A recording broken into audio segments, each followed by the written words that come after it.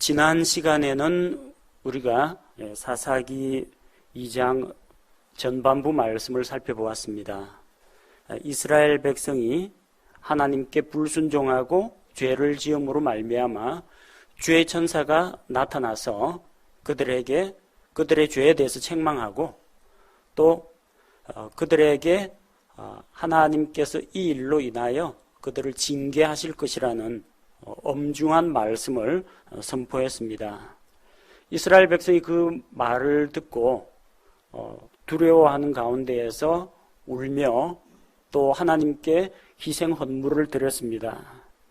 하지만 여호수아 당시에 생존해 있던 이스라엘의 지도자들, 장로들이 죽은 이후에는 점점 그 후손들은 하나님을 알지 못하고 또 하나님께서 행하신 일도 알지 못하여 점점 반역의 길로 접어들게 됩니다. 그래서 오늘 우리가 살펴본 사사기 2장 11절 이하에 보면 이스라엘 자손이 어떻게 부패하고 타락했는지 기록이 되어 있습니다. 이스라엘 자손은 주의 눈앞에서 악을 행하였습니다. 어떻게 하나님 앞에서 악을 행할 수 있느냐? 그런데 우리가 하는 선한 일이나 악한 일이나 모두 다 하나님의 눈앞에 드러나 있습니다. 하나님께서는 언제 어디서나 선한 자와 악한 자를 지켜보고 계십니다. 잠언 15장 3절 말씀처럼 주의 눈은 모든 곳에 있어서 악한 자와 선한 자를 살피느니라. 어디가 하나님의 눈앞이고 어디가 하나님의 눈밖이냐? 우리에게는 그런 구분이 없습니다.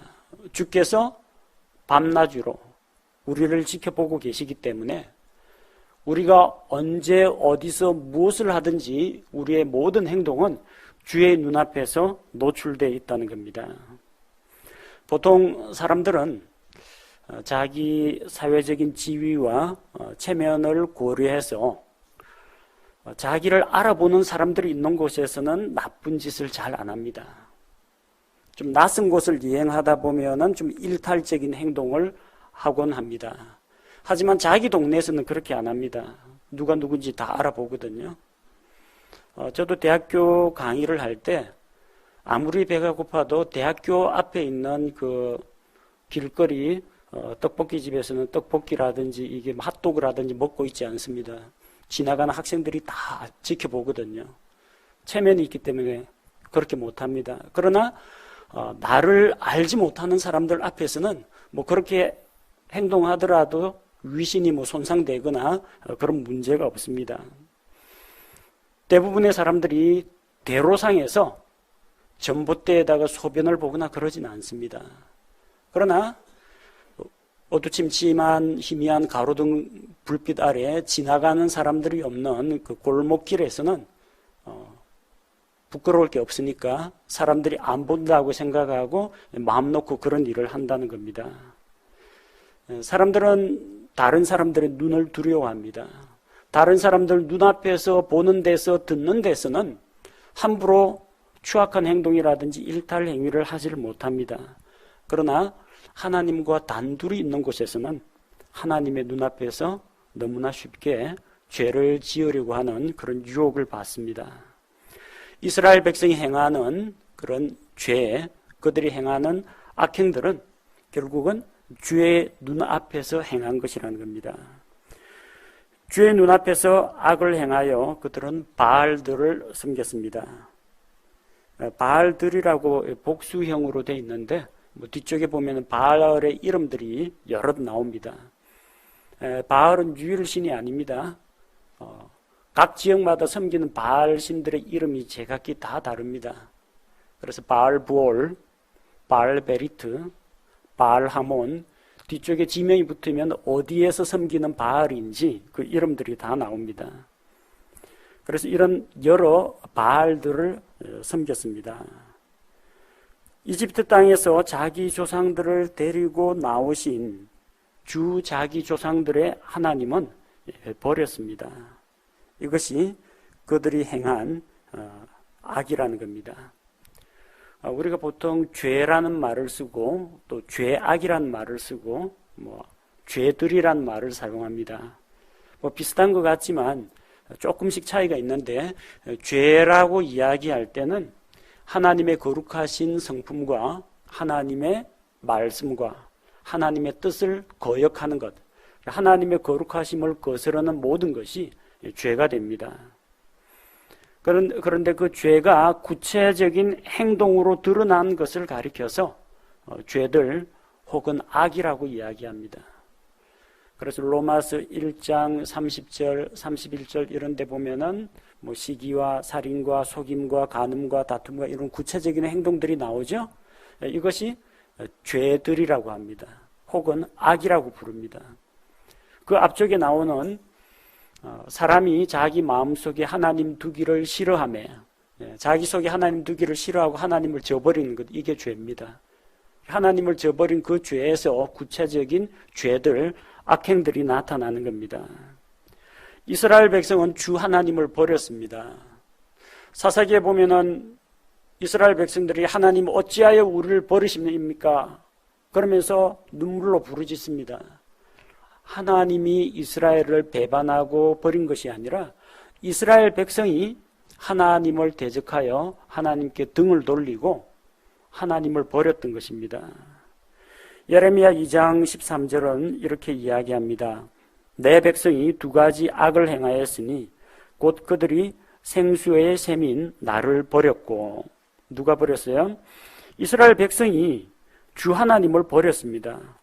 또 그들은, 이스라엘 백성은 자기들을 위해 물 저장고들을, 즉 물을 가두지 못할 터진 저장고들을 팠다고 했습니다. 이 사람이, 하나님의 형상으로 창조된 사람이 하나님의 생명과 하나님의 좋은 성품의 영향을 받으면서 그분과 교제하면서 살아야 하는데, 그렇게 살지 못할 때는 마음속에 공허함을 느끼게 됩니다. 사람은 영과 혼과 몸으로 구성되어 있습니다. 단순히 이 육체만 가진 존재가 아닙니다. 그래서 아무리 맛있는 것을 먹고 좋은 것을 마시고 기분 좋은 음악을 듣고 따끈따끈한 물로 샤워를 하고 개운하다고 할지라도 마음 한구석에는 뭔가 텅 빈 것과 같은 상실감, 허무함, 삶의 목표가 없어 방황하는 이런 마음들이 있습니다. 왜 그렇습니까? 제일 중요한 생명의 근원이신 하나님과의 교제 관계가 끊어졌기 때문에 그렇습니다. 그럼 이 허전함과 이 공허함을 메우려면 어떻게 해야 하느냐? 하나님께 나아가서 관계를 회복하고 하나님과의 교제 가운데 있어야 됩니다. 그런데 이 하나님과 교제 관계를 회복하는 것 대신에 마음속에 텅 빈 것을 메우기 위해서 사람들은 자기의 욕심을 추구합니다. 열심히 일해서 돈 벌어가지고 좋은 집 사고 좋은 자동차 구입하고 좋은 것을 먹고 마시고 돈을 쌓아두고 재산을 불려나가고 이런 것에서 만족을 얻으려고 합니다. 어떤 사람은 돈은 그 정도 했으면 됐고 이제 좀 권력을 잡아보자. 그래서 지방의회라든지 지방자치단체장 선거 같은 데 가서 이번에는 권력을 한번 손에 쥐어보려고 합니다. 어떤 사람은 자기의 어떤 육신적인 욕구를 만족시켜줄 또 그런 것들을 추구하기도 합니다. 하지만 그런 모든 것이 사람에게 진정한 만족을 주지는 못합니다. 그것들은 한마디로 물을 저축하지 못하는 터진 물 저장고들입니다. 물을 저장하려면요, 이 저수지처럼 이 큰 웅덩이를 파야 됩니다. 그리고 물이 땅속으로 스며들지 않도록 이 바닥도 좀 잘 발라줘야 됩니다. 그런데 이 웅덩이가 옆구리가 터져 나갔다. 밑빠진 독에 물 붓기입니다. 아무리 자기의 갈증을 채우기 위해서 세상적인 것을 들이부어도 물은 밖으로 다 새나갑니다. 진정한 충만함이 없습니다. 진정한 만족이 없습니다. 하나님을 떠나서 허전하고 뭔가 기대고 의지할 대상이 필요했는데 이스라엘 백성은 하나님과의 교제를 통해서 그걸 충족시키지 않고 어떻게 했느냐? 12절에 보니까 이방 민족의 신들을 따라가서 그들에게 절했다고 합니다. 이 이방 민족이 누굽니까? 그들이 완전히 내쫓지 않은 가나안 땅 거주민들입니다. 하나님을 떠났는데 하나님 없이도 잘만 살아가는 요 주변에 있는 가나안 족속들은 도대체 신앙생활을 어떻게 하는가? 그들은 자기들의 하나님, 자기들의 신들을 어떻게 위하는가 살펴봅니다. 이스라엘보다는 뭔가 좀 세련된 면이 보입니다. 이스라엘에서는 뭐합니까? 이 짐승 잡아가지고 피를 뿌리고 유혈이 낭자한 이런 의식을 하는데, 그쪽에서는 춤이 있고 음악이 있고 신나는 축제와 광란의 축제가 벌어집니다. 뭔가 있어 보입니다. 재미있을 것 같기도 합니다. 그래서 이스라엘 백성은 자기에게 만족을 줄 만한 이 다른 신들, 다른 대상들을 찾아가서 섬기기 시작한 겁니다. 그 대표적인 우상들이 13절에 나오는 바알과 아스타롯입니다. 그들이 주를 버리고 나니까 뭔가 허전하죠. 영적인 공허함이 생깁니다. 그래서 자기 나름대로 인간의 종교를 추구합니다.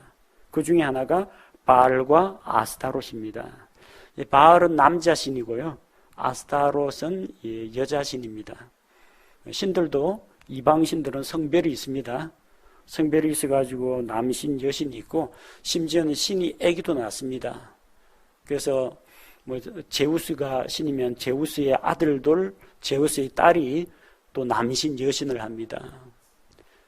제우스 위에는 또 우라노스도 있고, 그 신들이 마치 사람들과 같은 혈족 체계를 가지고 있어요. 이 이방의 이 신도 부부신입니다. 남자신, 여자신 있어가지고 이스라엘 백성에게, 가나안 거주민들에게 뭔가 필요한 것들을 제공하겠다 하는 겁니다.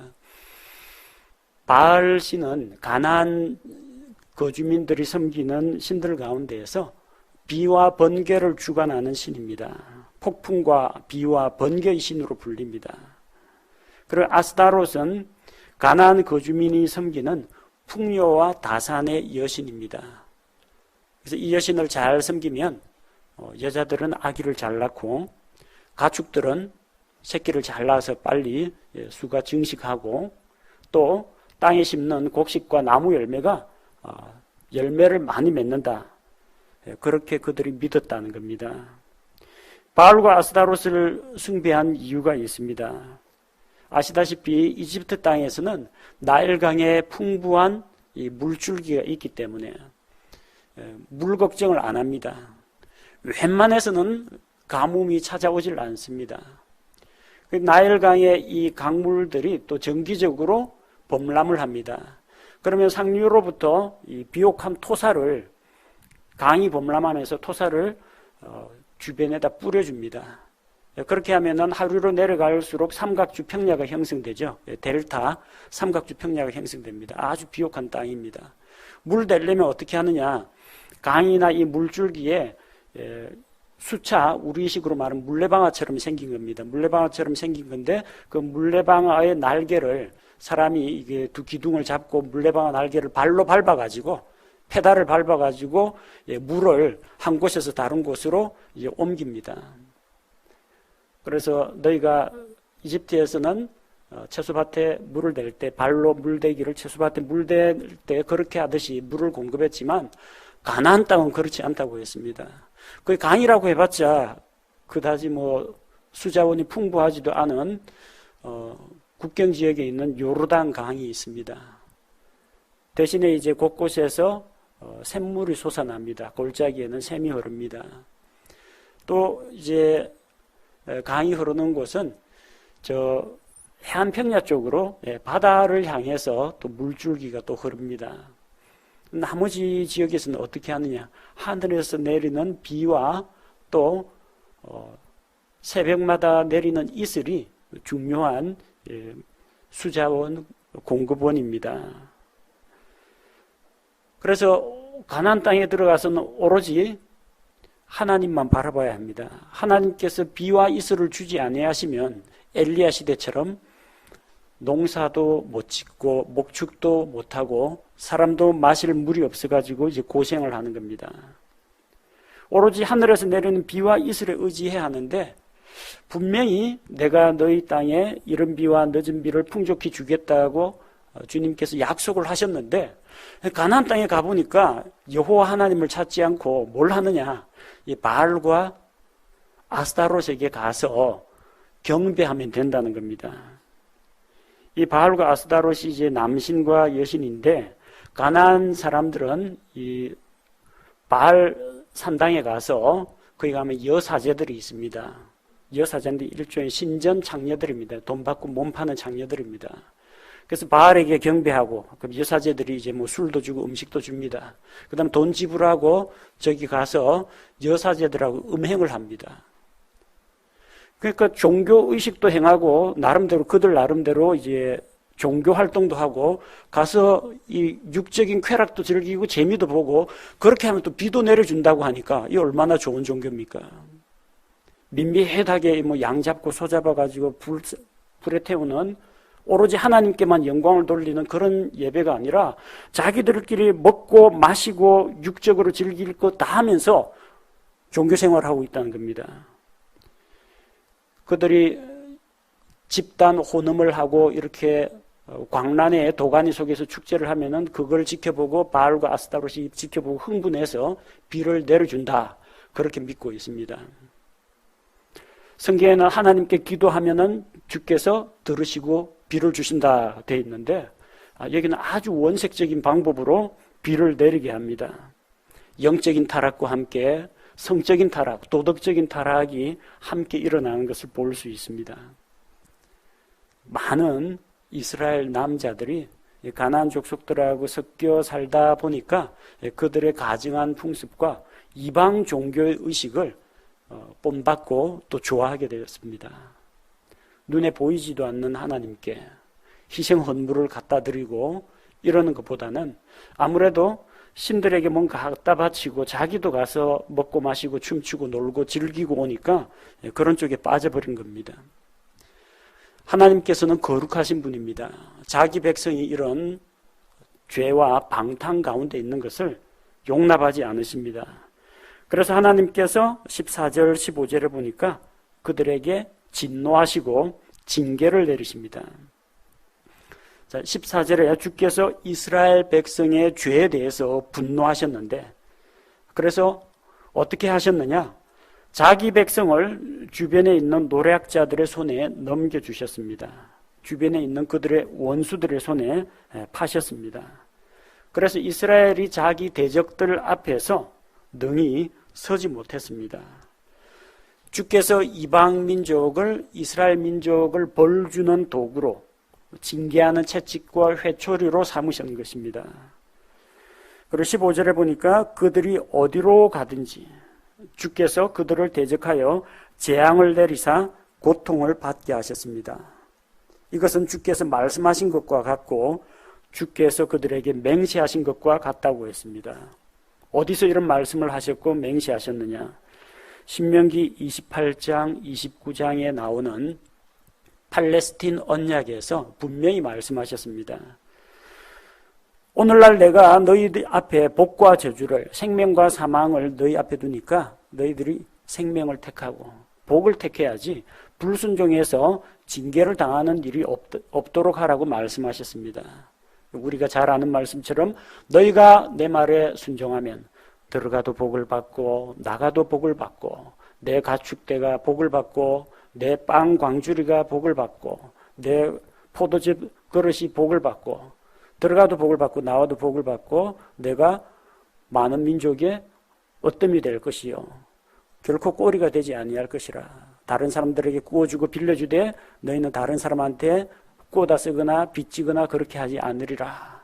만약에 불순종하면 내가 너희를 반드시 징계하고 심판할 것인데 들어가도 저주를 받고 나가도 저주를 받고 너희는 모든 민족들 가운데 맨 마지막이 될 것이라. 내가 그 땅에 기근과 질병을 내리고 너희가 수고한 농산물 위에 메뚜기를 보내가지고 다 먹어버리게 할 것이고 너희가 열심히 뿌렸지만 거둔 것이 적을 것이요 너희가 이방 민족들에게 사로잡혀 가서 거기서 말하지도 못하고 듣지도 못하는 나무와 돌로 된 그런 우상들을 섬기게 될 것이라. 이방 민족들이 너희를 노예로 팔려고 하는데 아무도 사가는 사람이 없을 정도로 너희는 비참한 신세가 될 것이다. 분명히 그렇게 맹세하고 약속하셨습니다. 복과 저주가 약속되어 있습니다. 어디로 가든지 주께서 그들에게 재앙을 내린다고 했습니다. 신명기 28장 19절에 내가 들어가도 저주를 받고 나가도 저주를 받으리라. 이런 죄 가운데 있는 자는 하나님의 진노를 받아가지고 들어가든지 나가든지 먹든지 숨쉬든지 자든지 계속 저주 아래 있습니다. 이 저주를 끊어야 됩니다. 죄 문제 해결하고 예수 그리스도를 만나야 됩니다. 예수 그리스도를 만나면 어떻게 됩니까?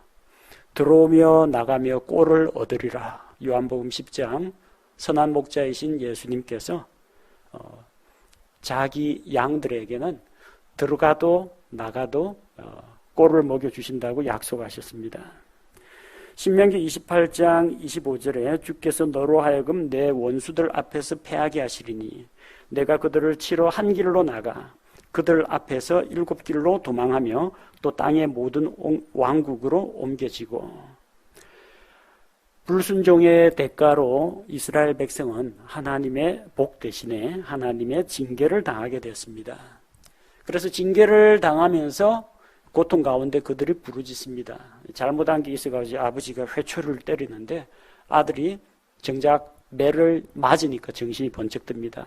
그래서 울며 아파요, 죄송해요, 잘못했습니다 하고 실토를 하게 됩니다. 또 그걸 또 듣고 있으면 또 아버지 마음은 또 짠해집니다. 계속해서 매질만 할 수는 없죠. 매질하다가 애 진짜 잡는 수가 있습니다. 그래서 또 용서하고 구제받을 수 있는 또 그런 길을 또 열어줍니다. 자, 16절 말씀해 보니까 그럼에도 불구하고 징계를 내리는 가운데 그럼에도 불구하고 주께서 재판관들을 일으켜서 그 노력하는 자들의 손에서 그들을 건져주셨습니다. 이스라엘 민족은 하나님께 죄를 짓고 반역을 했지만 주께서는 언약을 기억하시고 긍휼을 베푸셨습니다.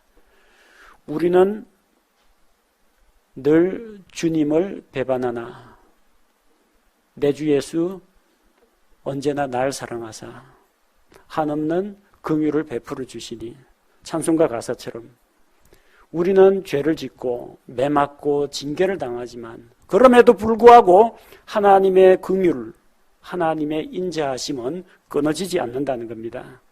그래서 이방 민족들에게 그들을 넘겨주셨다가도 재판관들을 일으켜서 그들을 노략자들의 손에서 구해주셨습니다.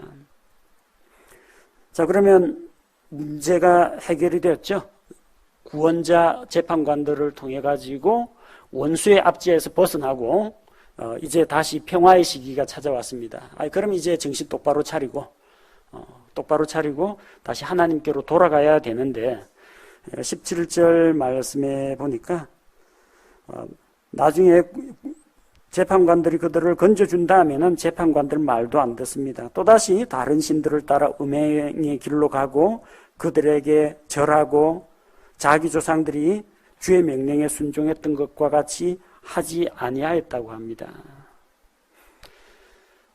답답할 때는 하나님 제발 이번 한 번만 건져주십시오. 이번만 건져주시면 제가 진짜 뭐든지 다 하겠습니다. 뭐 약속해도 좋습니다. 뭐 걸었습니다. 뭐 하겠습니다. 잔뜩 해놓고 하나님이 기도 응답 들어주시고 문제 해결해 주시면 언제 그랬냐 입 딱 닦아버리고 옛날로 돌아간다는 겁니다.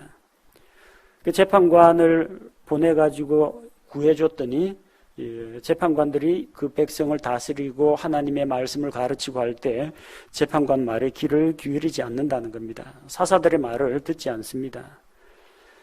그래서 또다시 다른 신들을 따라 음행의 길로 갑니다. 육적인 음행뿐만 아니라 영적인 음행의 길로 갑니다. 다른 신들에게 절하고 섬깁니다. 자기 조상들이 섬기던 주 하나님께 순종하지 않고 불순종하게 됩니다.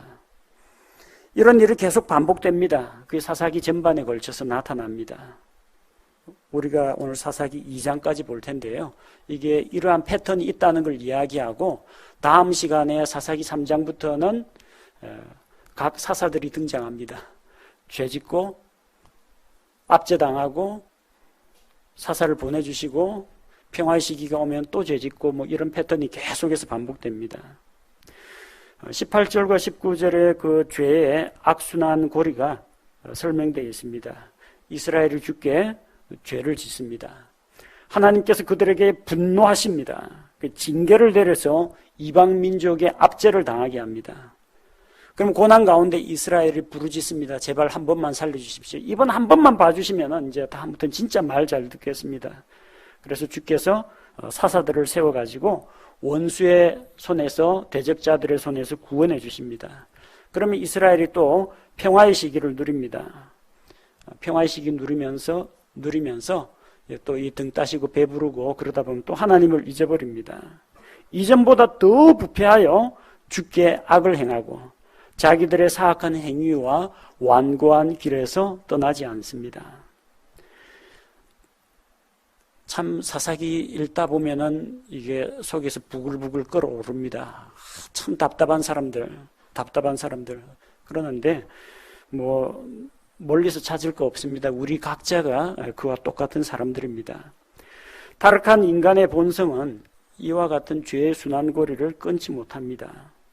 이스라엘 백성은 이집트에서 하나님의 정말 강하신 손과 능력의 팔을 경험했습니다. 광야에서 하나님께서 베풀어 주신 그 놀라운 은혜를 경험했습니다. 광야에서 농사도 안 짓고 목축도 안 했는데 먹을 것이 떨어진 적이 없습니다. 물을 공급해 주십니다. 또 그들의 옷이 헤어지지 않고 신발이 낡지 않았다는 40년 동안이나 신명기 8장에 분명히 그렇게 기록되어 있습니다. 40년 동안 그렇게 초자연적인 기적으로 하나님께서 그들을 먹여주셨습니다. 그런데 그런 경험을 하면서도 여전히 우리 민수기를 읽다 보면요, 하나님께 반역하는 무리들이 또 꼭 나옵니다. 필요한 거 다 공급해 줬는데도 원망하고 불평하는 무리들이 꼭 나타납니다. 사사시대의 이스라엘 백성 마찬가지입니다. 하나님의 능력, 하나님의 긍휼, 하나님의 구원을 맛보고도 다시 죄에 빠졌습니다. 오늘을 살아가는 우리 역시 뭐 그들과 크게 다른 점은 없습니다. 그럼에도 불구하고 오래 참으시고 긍휼을 베푸시는, 용서하시는 우리 하나님이 계시기 때문에 우리가 지금 이 순간까지 숨쉬고 살아있는 겁니다. 하나님께서는 이런 반역하는 이스라엘 백성을 사사시대를 통해서 연단시키고 훈련시킵니다. 주께서는 부패하고 타락한 이스라엘 백성을 향해서 분노하셨습니다. 왜 분노하시느냐?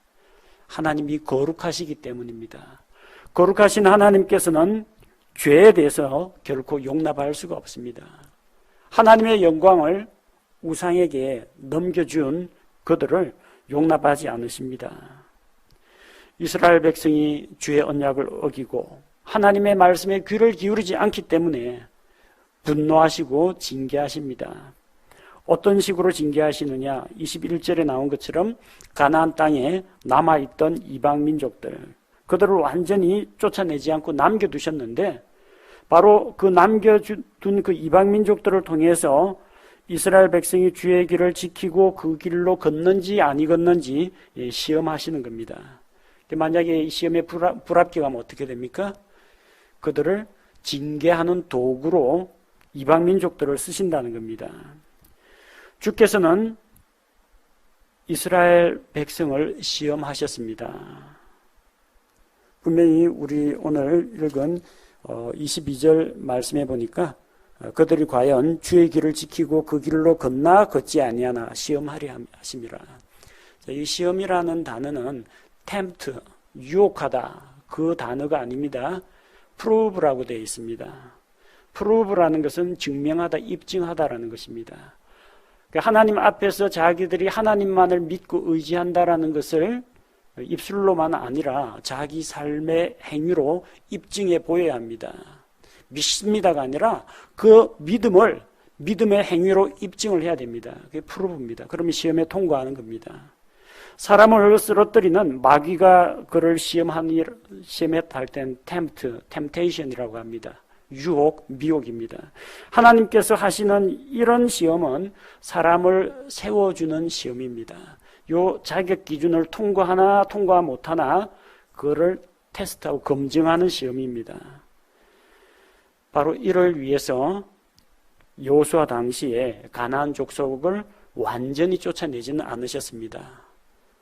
이스라엘 백성에게 그 땅을 상속유산으로 주기 위해서 이방 민족들을 쫓아냈지만 나중에 이스라엘 백성이 불순종할 때 그들을 징계하는 그런 도구로 삼으시기 위해서 일부 남겨둔 이방 민족들이 있었다는 겁니다. 하나님께서 이렇게 이스라엘을 다루시면서 이 사사시대를 계속 이어나가십니다. 그리고 마침내 이스라엘의 왕이 없던 이 사사시대가 끝나고 이스라엘의 왕이 있던 사무엘기로 넘어가게 됩니다. 우리는 오늘 사사기 2장 후반부에서 죄의 순환 고리에 대해서 살펴보았습니다. 사람은 죄를 짓습니다. 그러나 하나님은 죄에 대해서는 반드시 심판과 징계를 내리십니다.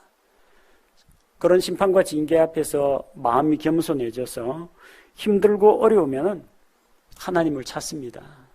근데 힘들고 어려운 그 문제가 해결이 되고 하나님께서 해결해 주시면은 그때는 또 마음이 변해가지고 다시 이전 상태로 돌아가는 간사한 모습을 보입니다.